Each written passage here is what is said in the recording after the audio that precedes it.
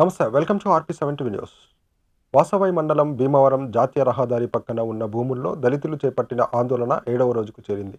తామంతా ఓట్లేసి అత్యధిక మెజారిటీతో ఇచ్చి గెలిపించుకున్న ఎమ్మెల్యే సామినేని ఉదయభాను తమకు తీరని అన్యాయం చేస్తున్నారని దళితులు ఆరోపిస్తున్నారు.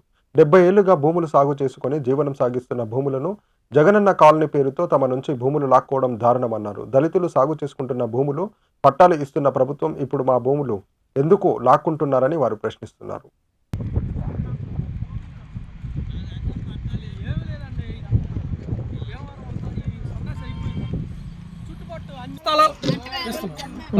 ఫస్ట్ నుంచి ఇళ్ల స్థలాలకే అన్నారు. ఇళ్ల స్థలాలు కానీ ఉన్న 16 ఎకరాల్లో సగం రోడ్డుకే డెవలప్మెంట్ అంటే ఇంక ఇచ్చేది ఏంది? ఎంతమందికి ఇస్తారు? అసలు ఏంది ఇందులో మతలబ్ ఏంది? అంటే ఈ 6 లైన్ వేస్తారా? ఏది వేస్తారా? ఎంత తీసుకోవడం ఏంది?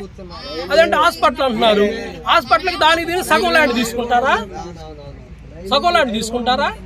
అసలు అట్లా కాదు. ఇన్ని 4.5 సంవత్సరాల్లో పోయి అక్కడ బొందలగడ్డలన్నీ అక్కడ రైల్వేకి తోపిన కోరియల్లోని మట్టి తోలారు.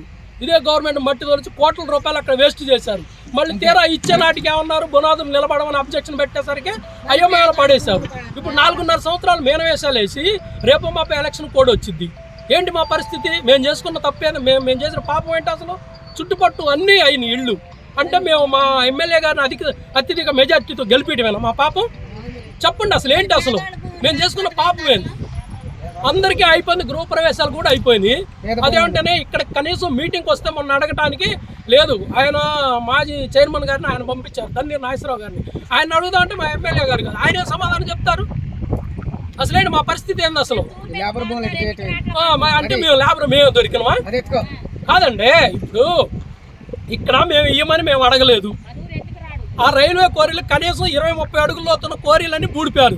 ఇదే రైలు కట్ట మట్టితోటి ఇదే గట్టు మట్టితోటి బూడిపారండి. బూడిపోయిన తర్వాత నా ఇచ్చారా? తీరా వాళ్ళకి మీకు సాలవని మళ్ళీ అన్నారు అని ఎక్కడ రోడ్డు అమ్మటి ఇచ్చారు. రేపు ఎవడన్నా లారీలో తాగి వాడు ఎవడన్నా పోతే ఆ ఇళ్ళలోకే పోతాయి బండ్లు. అయ్యన్నా రోడ్డు మీద ఇస్తారా అసలు? ఆ డొంక రోడ్డు మీద కాలువ కాడ అక్కడ ఇచ్చారు. మరి తీరా లాస్ట్లో ఏమన్నారు? ఇది అన్నారు. ఫస్ట్ మమ్మల్ని వేసుకునేకుండా ఈ సంవత్సరం అంతా ఆపారు. 2 సంవత్సరాల నుంచి ఆపారు. ఇది మాకు దీని మీదే తరతరాలు 70 సంవత్సరాల నుంచి చేసుకుంటూ వస్తున్నారు. ఎన్నో కుటుంబాలు దీని మీద ఆధారపడి ఉన్నాయి. మా పిల్లల చదువులు, మా పిల్లల భవిష్యత్తులు మొత్తం దీని మీద ఆధారపడి ఉన్నాయి. తీరా ఇప్పుడు మేము తీసుకుంటాం, మీకు ఇచ్చి మళ్ళీ వాళ్ళకి లాగేస్తాం, మీకు పట్టాయం ఏది అంటే ఏంటంటే మా పరిస్థితి అసలు? మాజీ ఎంపీటీసీ భీమవరం గత 7 రోజుల నుంచి నిరసన కార్యక్రమం. మేము 70 సంవత్సరాలు చేసుకుంటూ వస్తున్న ఈ ల్యాండ్ని ప్రభుత్వం వారు జగనన్న కాలనీల కింద ఈ భూమిని ఇళ్ల స్థలాల కింద ప్రపోజల్ చేశారు. అయితే మేము అంగీకరించినాం. మా ఊరి ప్రజలకి, తర్వాత దళితులకి, బీసీ సోదరులకు, అన్ని కమ్యూనిటీ వారికి ఇళ్ల స్థలాలు ఇస్తే ఊరు డెవలప్ అయింది. తర్వాత హాస్పిటల్ కింద ఇస్తే ఊరు డెవలప్ అయింది అనే ఉద్దేశంతో మేము మరి ఇవాళ జగన్మోహన్ రెడ్డి గారు 20 సంవత్సరాల నుంచి చేసుకుంటున్న ల్యాండ్ ఏ భూమినైనా పట్టాలు ఏమైనా అంటాడు. మరి మేము 70 సంవత్సరాల నుంచి చేసుకున్నంత ల్యాండ్కి మా పట్టాలు ఎందుకు ఏమన్నా అంగీకరించారు? దీంట్లో ఏమైనా దురుద్దేశం ఉందా? కావున మా యొక్క దళితులు దీంట్లో కొంతమంది కాపు సోదరులు ఉన్నారు. మరి వాళ్ళకి పట్టాలు ఇవ్వని మేము ప్రపోజల్ చేస్తే స్పందన కార్యక్రమంలో అర్జీ పెట్టుకుంటే మన ఉత్సవ ఎంఆర్ఓ గారు ఈ ల్యాండ్కి పట్టాలు ఇవ్వదలుచుకోలేదు. మేము జగనన్న కాలనీల కింద మేము ఇళ్ల స్థలాలు ప్రపోజల్ చేశాము, మీకు మీ భూమిని పట్టాలు ఇవ్వటానికి మేము అంగీకరించమని మాకు ఎండోర్స్మెంట్ కాపీ నోటీస్ పంపించాడు. ఏ కారణంతో పంపించారు మీరు?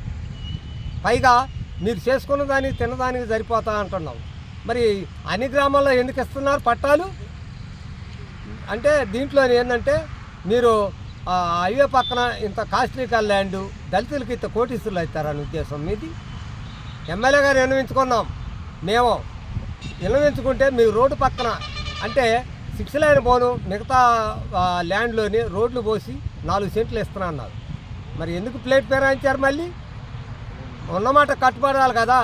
జగన్మోహన్ రెడ్డి గారు అన్నమాట కట్టుబడి మరి 16 నెలలు జైలు చేసి వచ్చాడు.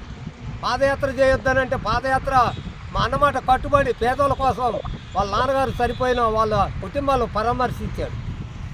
మాట కట్టుబడాల. మాట దాటి వేసే ధోరణి అలా అయితే ఎలా? వెనక పట్టిస్తున్నాను. రోడ్డు పక్కన 4 సెంట్లు, దళితులకు 4 సెంట్లు స్థలాలు ఇవ్వాలి. ల్యాండ్ కోల్పోయిన దళితులకు ఇళ్ల స్థలాలు